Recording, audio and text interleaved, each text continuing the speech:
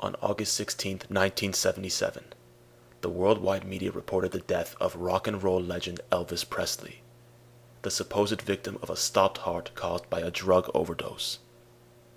Of course, the story didn't fool many people, and it's now common knowledge that it was all just one huge hoax. But what most of us have yet to realize is that the charade was not limited to Elvis's death. In fact, that's only the tip of the iceberg. Elvis's death is nothing compared to the conspiracy of all conspiracies, the king of all cons, a secret so shocking, so bizarre, so shockingly bizarre that,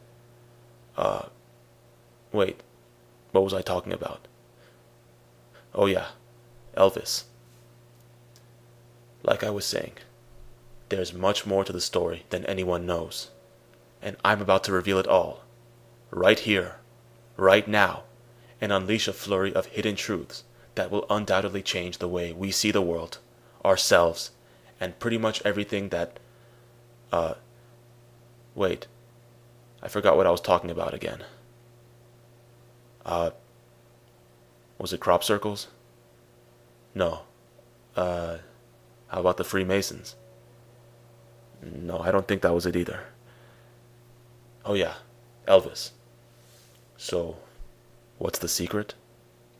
Well, hold on to your hat now, because not only did Elvis Presley fake his death, he also faked his entire life. That's right. How do I know? Well, think about it. We've all heard of people spotting Elvis after his death. But have you ever heard of so much as a single pre-death Elvis sighting? No. And why? Because he never lived in the first place. He faked his own life before he was even born, and created a music icon that is, without a shadow of a doubt, bigger than Jesus, the Beatles, and Weird Al Yankovic combined. But it doesn't stop there.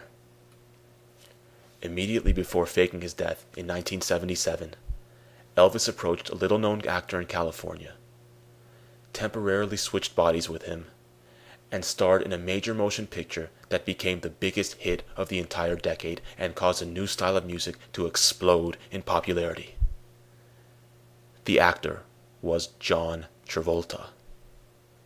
The movie was Saturday Night Fever, and the music was disco, a style developed by Elvis back in 1880 in Thomas Edison's Menlo Park lab. How do I know? It's all in Thomas Edison's patents.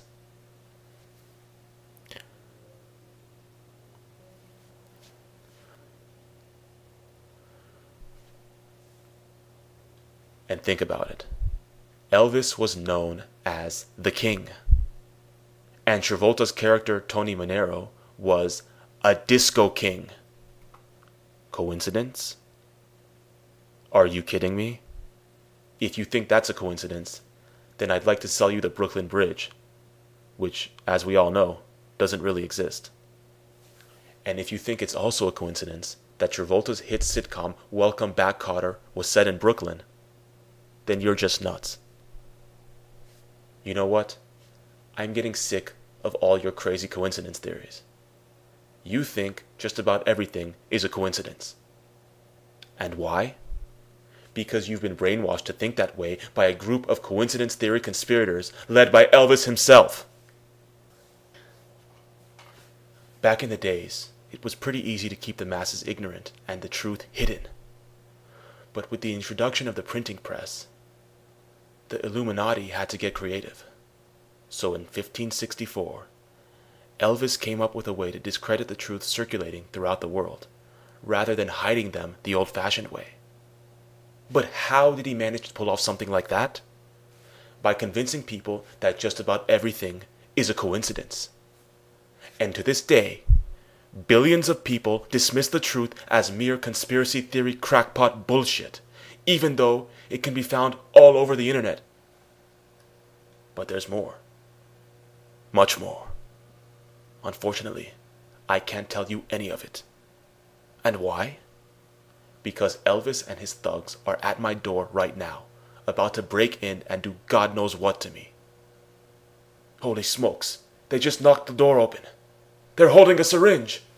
Uh-oh, it must contain Jupiterian mind control serum.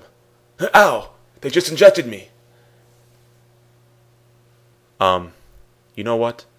Forget everything I just said. Elvis did in fact die in 1977. He didn't fake his life, and there's no such thing as a coincidence theory conspiracy.